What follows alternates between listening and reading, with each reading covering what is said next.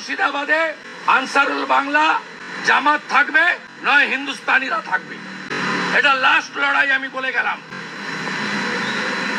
যা অত্যাচার করেছেন, এক কাপড়ে যেভাবে পালাতে বাধ্য হয়েছেন, এর শুধু হিসাব নয়, সুদে আসলে হিসাব আমরা তুলব।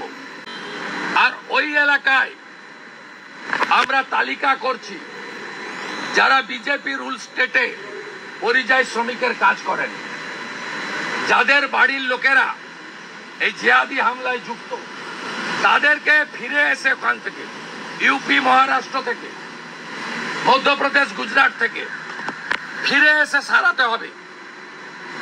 আগে সারাতে হবে হিন্দুদের বাড়ি ঘর, রিপেয়ার করতে হবে রাধাকৃষ্ণ মন্দির, তারপরে অন্য কথা হবে।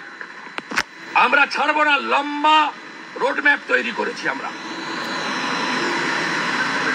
নয় মুর্শিদাবাদে আনসারুল বাংলা জামাত থাকবে, নয় হিন্দুস্তানিরা থাকবে। এটা লাস্ট লড়াই আমি বলে গেলাম। যা অত্যাচার করেছেন, এক কাপড়ে যেভাবে পালাতে বাধ্য হয়েছেন,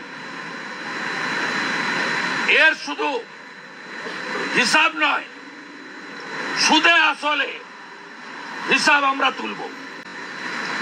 এবং বিজেপি রুল 20টা স্টেটে এই এলাকা যারা মিছিলে গেছিলেন সেদিন, তাদের যারা আত্মীয়রা হাজারে হাজারে কাজ করেন, তাদেরকে ওখান থেকে ফিরে এখানে এসে আগে রিপেয়ার করতে হবে। আর 600 জনের ছবি তালিকা করেছি আমরা। ইনভেস্টিগেশন হোক, ক্ষতিগ্রস্ত লোকেরা তুলে দিবে তাদের।